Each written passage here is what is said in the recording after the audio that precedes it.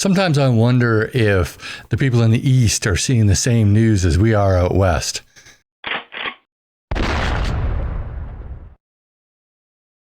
Welcome to my channel, y'all. I hope you're having a great day.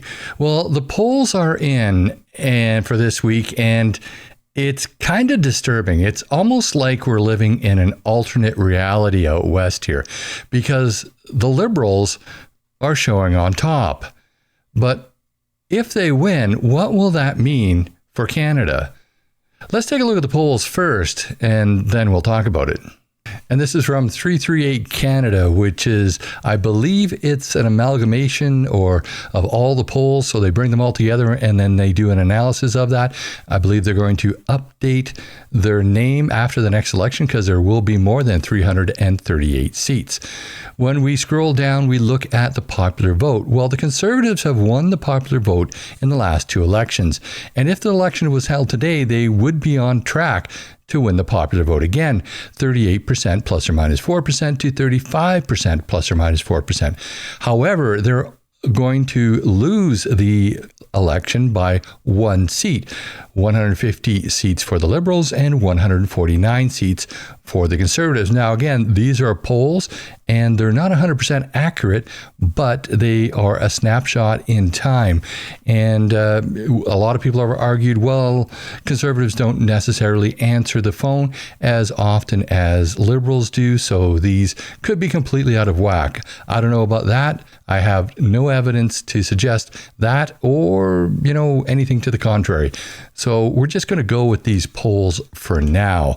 When we scroll down to the federal projection and the map here, when you look at the North, of course, the North is very, very liberal, and looks like it's a liberal light here.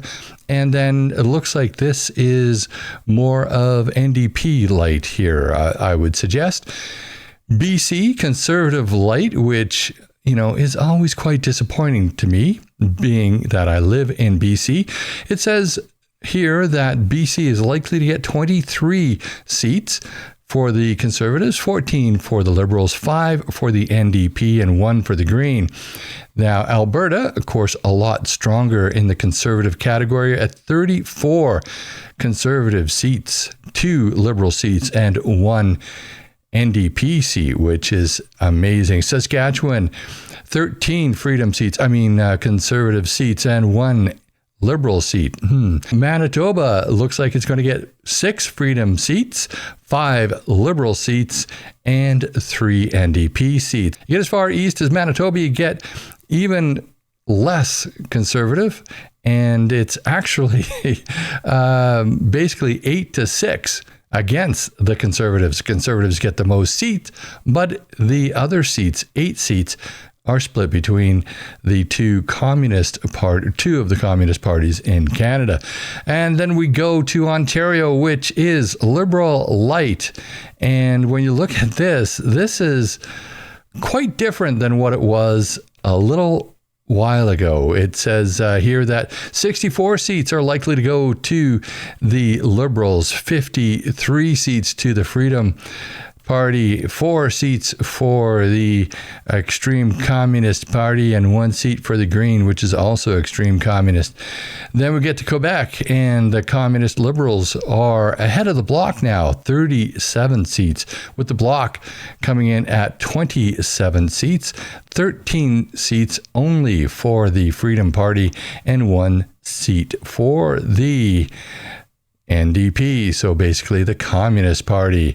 And then we get to the Maritimes. This seems to have completely flipped. We have 7 seats in Newfoundland. Looks like it's all going to the Liberals. 4 seats in PEI, all going to the Liberals. 8-3 in Nova Scotia in favor of the Liberals, and 6-4 in New Brunswick in favor of the Liberals. Now, I personally find it amazing that we've had such a shift in Canada just in the last 3 months. But of course, it's the Carney effect. It's the Trudeau is out effect. So we've gotten rid of one loser and we brought in another loser, but nobody really knows who this other loser is. So they're kind of supporting him, which I just don't get. I don't get how they can even consider him to be an option, but that's me. So let's go to Polymarket and see what the betting odds have to say about it. Now, when we go to the Polymarket website, which is, a lot of people are referring to that as being even more accurate in the polls. I don't know why. It's a betting website. But when we look here at the latest, we see that Pierre Poilievre is still at 52% chance of becoming the prime minister, where Mark Carney has a 48% chance. So there's a 4-point spread there, which I don't know. Who do you believe? It's hard to say. Well, Chrystia Freeland, Jagmeet Singh, Justin Trudeau, I don't even know why they have these here. It makes no sense at all why they even have those. Really, Pierre Poilievre and Mark Carney are the only ones currently in the running to be the prime minister. But what does this all mean for Canada? Well, if the vote was held today, if you look at Polymarket, Pierre Poilievre would just squeak by and become the prime minister, but he would have a minority government. If you look at 338, well, Carney would squeak by and become the prime minister, and that would be disastrous for our country. And here's why.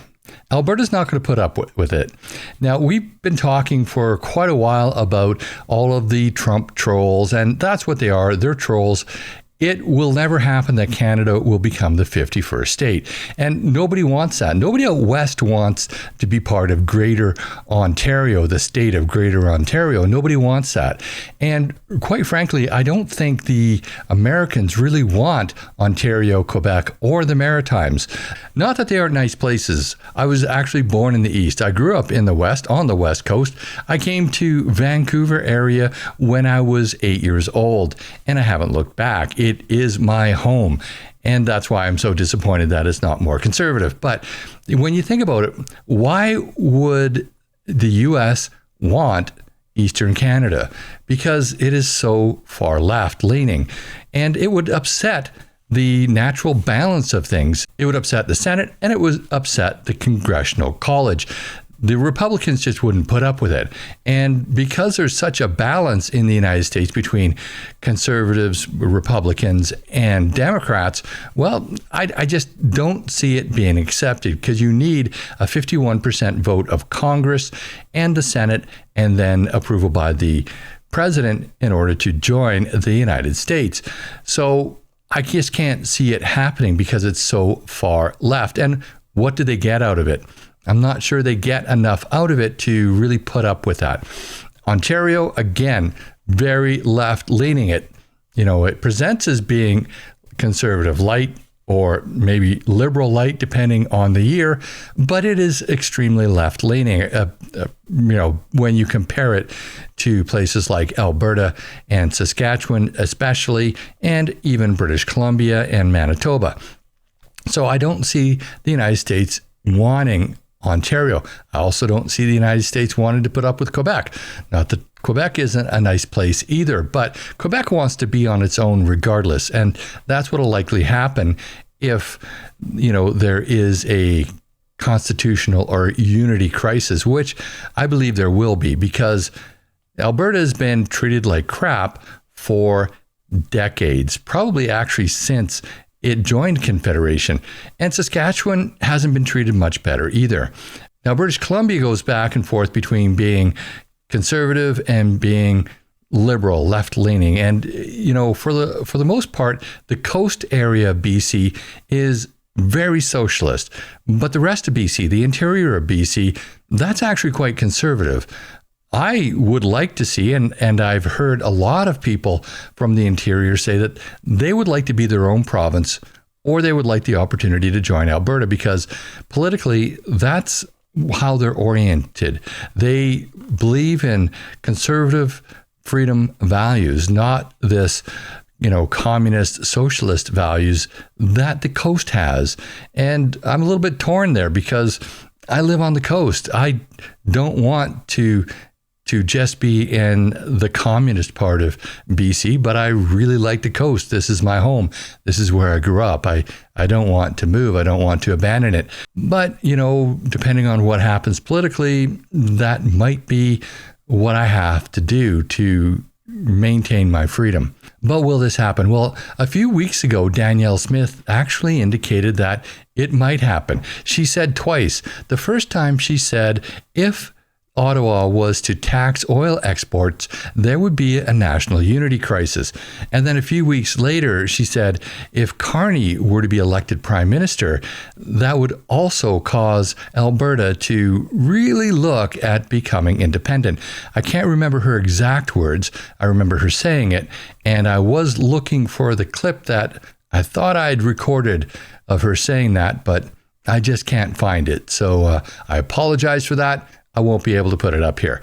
But I do recall her saying that. So what does that mean for the continued Confederation of Canada? I don't see that Canada can survive another Liberal government. Now, Eastern Canada may think that I'm talking through my hat here and that I don't know what I'm talking about. But people will only take so much. They'll only take so much abuse. And if Alberta leaves, BC's isolated, BC will follow. Saskatchewan is almost guaranteed to follow. The only wild card in the West is Manitoba. Will it remain part of Canada, being, associated to Ontario and Eastern Canada, or will it come and join the West? And of course, then there's the Arctic. Well, the Arctic will likely, at least the Northwest Territories and the Yukon, will likely follow Alberta, Saskatchewan, and British Columbia into either its own nation or to be part of the United States. So it all depends on whether Carney gets elected in the next federal election or whether Poilievre is. Is there hope for Canada? Well, if Poilievre gets elected, there is. But if Carney gets elected, I think we're doomed. But that's just my opinion. I'd love to know what you think. Put your comments down below. And while you're at it, please like this video, share with your friends and on social media. And if you haven't already, please subscribe to my channel and hit that bell notification so you never miss another video. Also, please join me on Thursday evenings at 6 p.m. Pacific time for my live stream on both Rumble and YouTube, where you're invited to join in on the conversation. Finally, if you want to get your Canadian firearms license, I teach the required courses. So if you reside on Vancouver Island and you want to take a course from me, there are links in the show notes of this video to my website where you can sign up for one. Thanks for watching, and I'll see you in the next video.